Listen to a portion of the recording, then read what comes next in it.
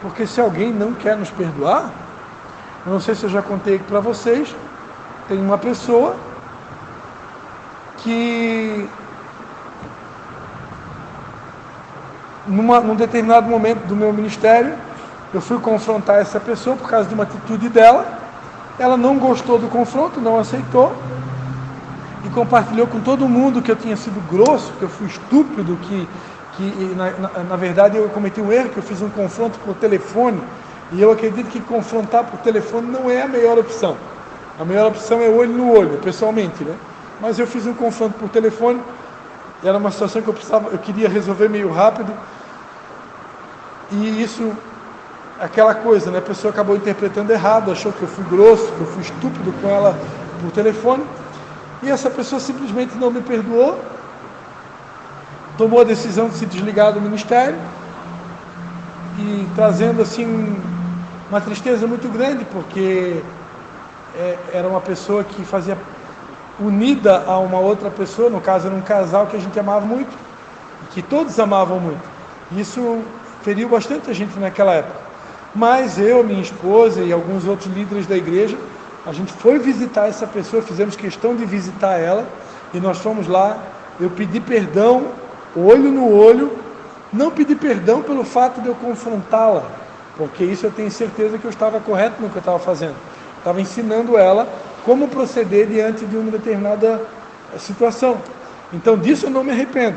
Mas se ela julga que eu falei num tom de voz acima do normal, e eu não tenho como provar o contrário, né? Ao menos que, como é que faz quando fica o telefone gravado, quando alguém faz a gravação de um... Como é que chama isso? Oi?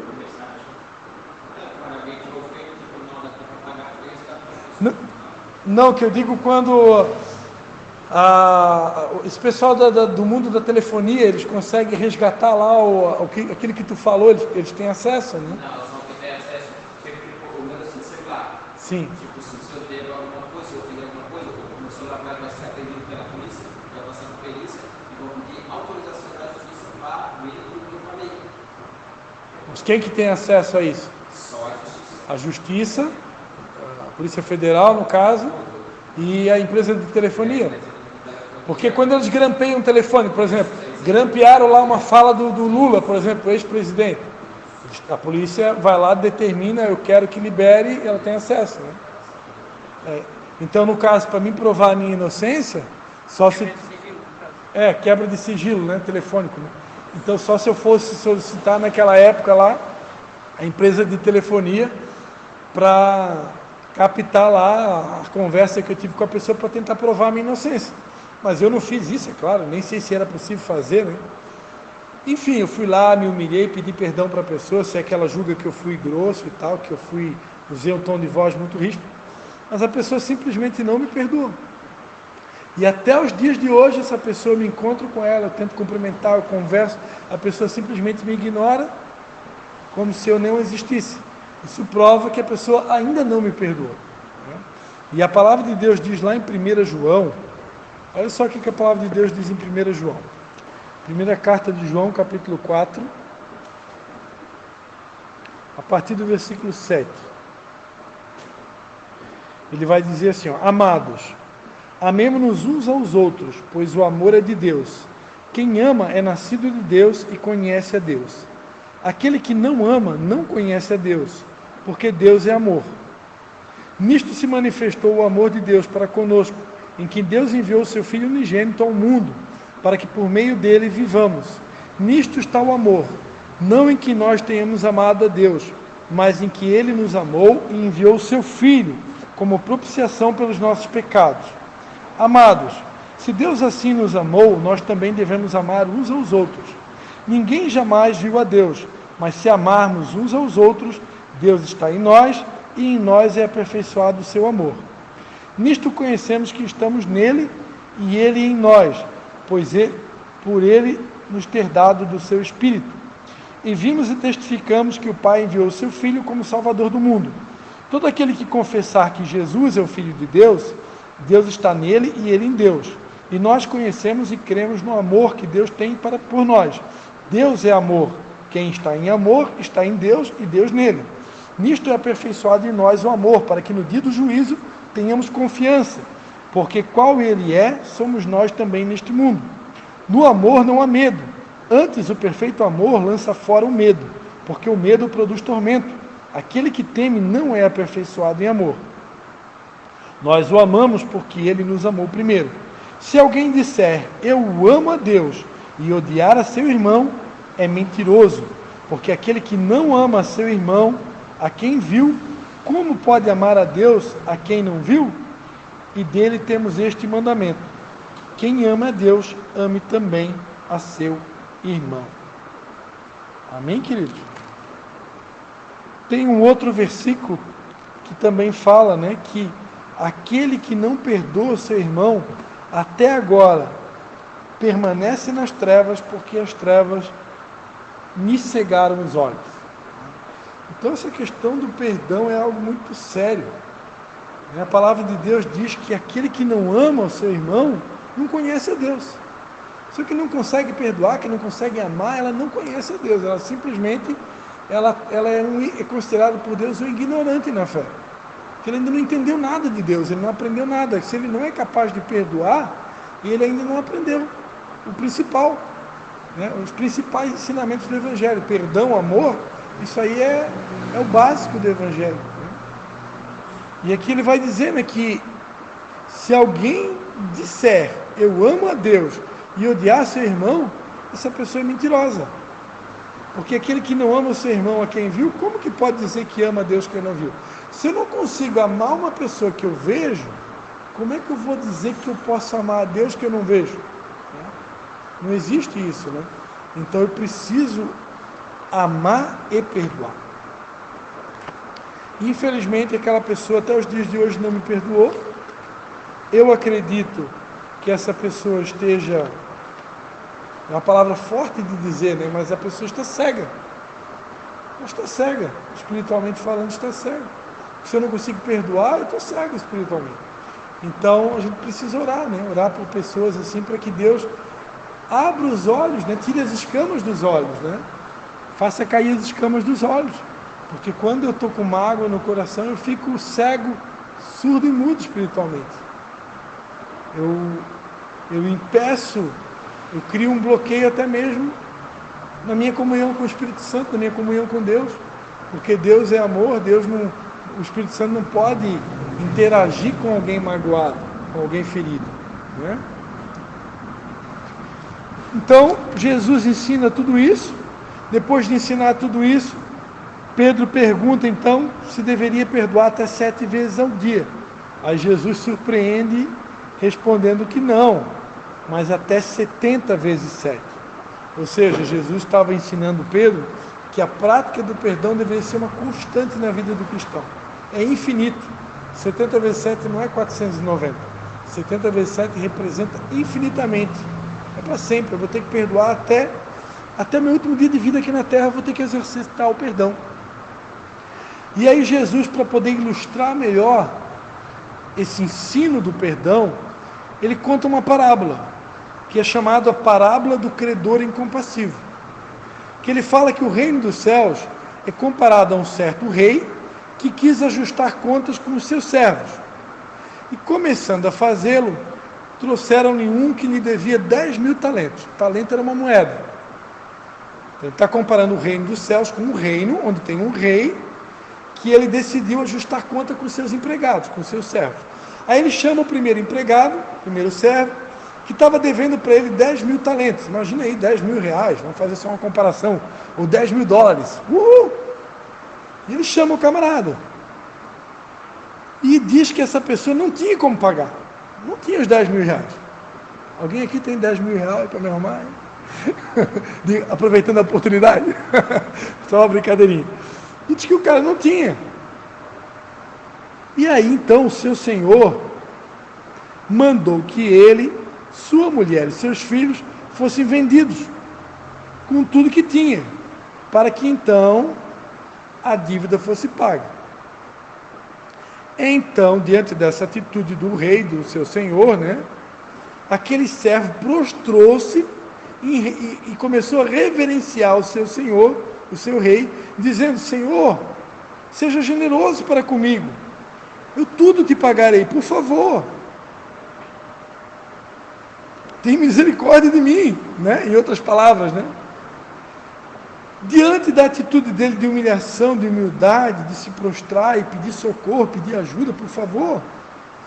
Então a Bíblia diz que o Senhor daquele servo, movido de íntima compaixão, né? Veja que aqui esse Senhor, ele é uma figura do próprio Jesus, é uma figura do próprio Deus, né? Porque Jesus era alguém que se movia de íntima compaixão. E aqui esse rei, ele se move de íntima compaixão, ou seja, ele coloca o coração na dor daquele servo, que não tinha como pagar.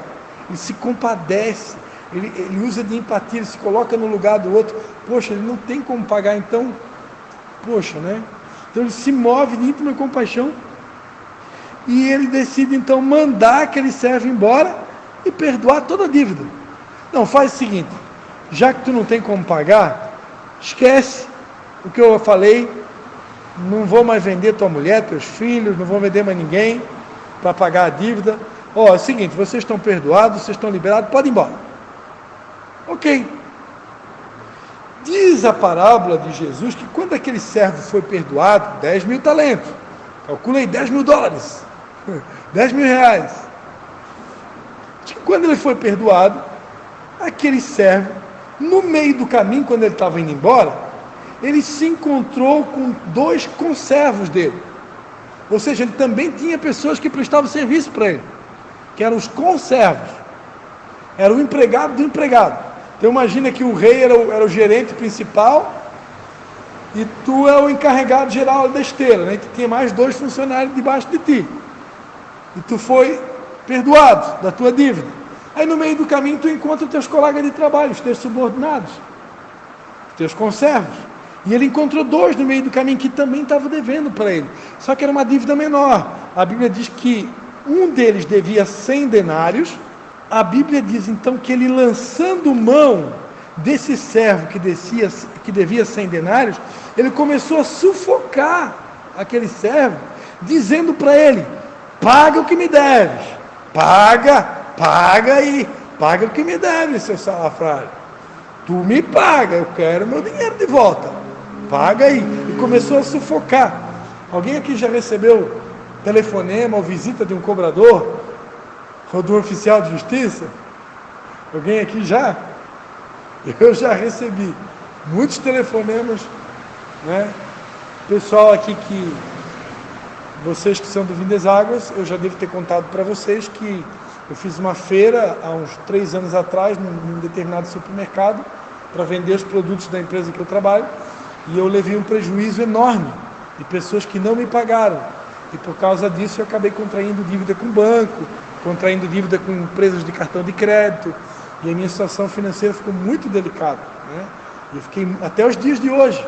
Até os dias de hoje eu ainda recebo telefonemas de banco, telefonemas de cartão de crédito, até pouco tempo atrás de agiota, pessoas que me ligam cobrando, daquela época ainda, né? Porque a minha empresa praticamente quebrou, porque ali eu tive um prejuízo muito grande, pessoas que não me pagaram, e eu não estava preparado financeiramente para absorver um impacto tão grande, né?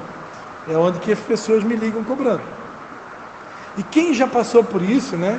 Receber telefonema de banco, de cartão de crédito, de empresas, de pessoas, sabe que isso não é nada legal. E era o que estava acontecendo com aquela pessoa ali, né? Ele começou a sufocar o outro que não podia pagar.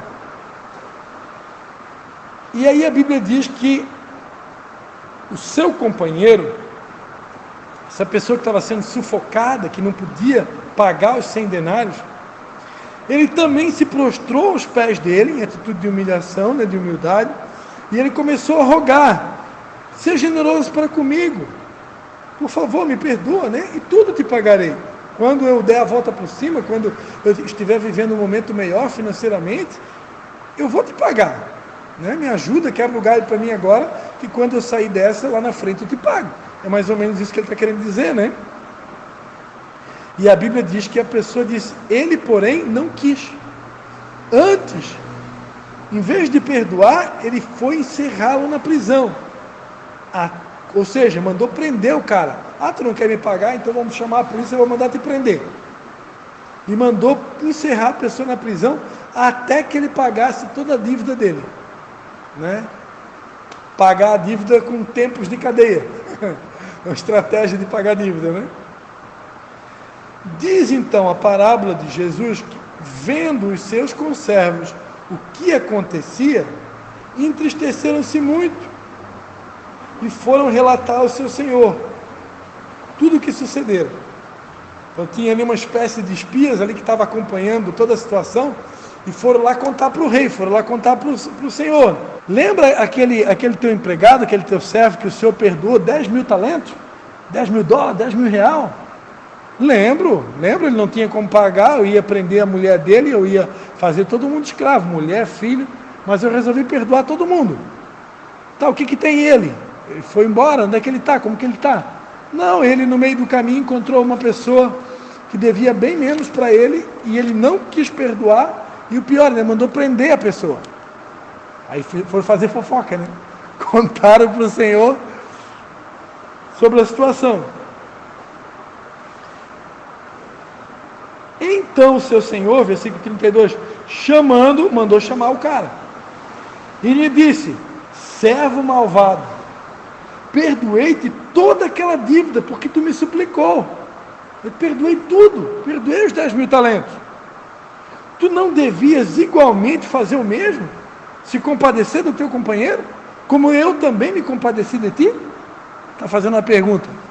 Assim como eu te perdoei, tu também não devia perdoar? É o que ele está perguntando.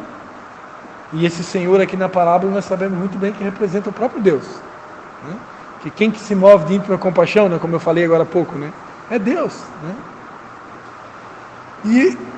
E aí, só que Deus também tem os seus limites, né? Diz aqui que esse Senhor aqui da parábola, que representa Deus, ele ficou encolorizado, ou seja, ficou muito furioso. Porque ele pensou na mente dele: poxa, eu acabei de perdoar uma dívida de 10 mil talentos, e o cara não foi capaz de perdoar 100 denários, uma merreca do outro. O Senhor aqui ficou muito furioso, do entregar aos verdugos, né, até que lhe pagasse o que devia. Esses verdugos aqui são uma espécie de oficiais, uma espécie de policiais, né, que estavam a serviço do rei, a serviço do Senhor, né? Então ele mandou entregar o cara na mão dessas pessoas.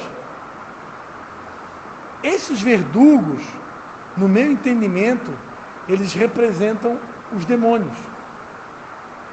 A Bíblia diz em 1 Pedro 5,8 que os demônios, Satanás, ele anda ao nosso derredor, rugindo como leão, buscando a quem possa tragar. Mas o diabo, ele não pode fazer nada na nossa vida. Só pode fazer se eu der brecha, se eu pecar, ou se o próprio Deus permitir, como aconteceu na vida de um personagem chamado Jó, que Deus teve um encontro ali com Satanás, que veio de rodear a terra, e Deus permitiu, então, Satanás quis provar Jó, quis tentar Jó, e Deus permitiu, né? E aí Deus permitiu. Há quem diga que a brecha de Jó foi que ele estava com medo de ficar pobre, né? Mas a verdade é que Deus permitiu Jó, Satanás peneirar a vida de Jó. Mas para todos os efeitos, Satanás só pode entrar na nossa vida quando eu der legalidade. Quando eu peco. E a falta de perdão é uma das piores brechas que um cristão pode dar. Quando eu não perdoo alguém, eu acredito que no mundo espiritual, o simbolismo aqui, entregar aos verdugos, Deus, ele permite que espíritos malignos venham oprimir a gente, até que eu me arrependa e decida perdoar.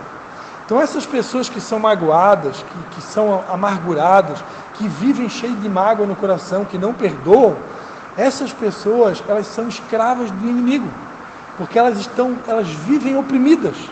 Por quê? Porque o próprio Deus permite que o inimigo faça festa na vida dessas pessoas, porque a Bíblia diz que quem não ama não conhece a Deus, né? E que aquele que não perdoa até agora está em trevas. Então quem não perdoa, Deus permite, entrega na mão do verdugo, entrega na mão do inimigo, e ela fica oprimida, até o dia que cai a ficha, essa pessoa decide perdoar. Mas enquanto ela não decide perdoar, ela tem no mundo espiritual uma legalidade escancarada para o inimigo agir na vida dela. E o inimigo vem para roubar, matar e destruir. E Deus permite, mas Deus não é bom, mas Deus permite, porque a Bíblia diz, qual é o filho que o pai não corrige? Qual é o filho que o pai não disciplina? Então, às vezes, a opressão é a forma de Deus disciplinar um filho dele, sabia disso? Deus faz isso com seus filhos? Faz. E aqui ele diz, assim, encolorizado, o seu Senhor entregou aos verdugos, até que lhe pagasse tudo o que devia. Assim vos fará também meu Pai Celeste. Ele complementa. Assim o nosso Pai Celestial também vai fazer a mesma coisa. Se de coração não perdoardes cada um seu irmão as suas ofensas. Então Jesus está falando aqui, se vocês não perdoar os irmãos de vocês, assim como Jesus perdoou, assim como o Pai perdoou, se prepara, que vai vir opressão, vai vir coisa ruim para cima da gente. Então não tem moleza. A ordem é, amados, amemo-nos uns aos outros. A ordem é até 7 vezes ao dia? Não, 70 vezes 7. Perdoar até o fim. Eu escutei uma fala do apóstolo René na live dele, que eu achei muito, muito pontual. Ele falou o seguinte, uma pessoa interrompeu ele num almoço, numa janta, e disse o seguinte, você sabia que fulano de tal está traindo o Senhor? Aí o apóstolo René respondeu para ele o seguinte, querido, eu sei que eu já fui traído, eu estou sendo traído e eu ainda serei traído. E isso já está tudo resolvido dentro de mim. Eu achei muito bacana essa observação. Por quê? Porque um cristão ele tem que ter isso resolvido dentro de nós. Eu já precisei perdoar, eu vou continuar a precisar perdoando. Se eu sigo a Jesus, em algum momento, se você ainda não foi traído por alguém ou apunhalado pelas costas, em algum momento isso vai acontecer e vai se repetir. E enquanto estiver seguindo Jesus aqui nessa terra, esse tipo de coisa vai acontecer. E se não acontecer, vigia, porque alguma coisa está errada. Porque uma pessoa que segue a Jesus, mais cedo ou mais tarde, ela vai atrair inimigos, ela vai atrair perseguidores, ela vai atrair pessoas com rancor da gente, e até pessoas que, de perto da gente, cônjuge, filho, pai, mãe, melhor amigo, pastor, discípulo, irmão, vizinho, até essas pessoas poderão em algum momento se magoar com a gente, ficar ferido com a gente, ou magoar a gente, e eu vou precisar liberar perdão e ser perdoado. E me perdoar e perdoar. Esse exercício de me perdoar, perdoar, ser perdoado, isso é um exercício infinito até a volta de Jesus. Amém? Então eu queria deixar essa mensagem para vocês na noite de hoje. E terminar, vou pedir para o Anderson, está fazendo uma oração, pedir, que Deus nos ajude, porque é inevitável, queridos, que mais cedo ou mais tarde, eu e você venhamos ter que exercitar o perdão. E eu já vou adiantando para vocês, como eu sou macaco velho de igreja, eu vou adiantando para vocês, mais cedo ou mais tarde Deus vai permitir situações para vocês ficar magoados, principalmente com o pastor de vocês. Isso é uma coisa que o diabo ele sabe fazer muito bem, porque se eu ficar magoado com o pastor, isso vai trazer muitas consequências para a minha vida. E o diabo, sabendo muito bem disso, ele vai tentar criar alguma situação. E às vezes o próprio Deus vai permitir algum erro meu. Vai permitir para testar vocês, para testar o perdão de vocês. Então a gente tem que estar atento. Porque Deus muitas vezes vai permitir que eu erre, ou eu mesmo vou errar, ou Deus vai me colocar numa situação sem saída, para exercitar o perdão de vocês na minha direção. Assim como pode acontecer o contrário, e eu vou precisar exercitar o meu perdão na direção de vocês. Então isso é uma prática contínua. Amém? Não tem escapatória. É até o fim. Vou pedir para o Anderson orar. Amém? Orar aí para encerrar a nossa célula, nosso encontro de homens.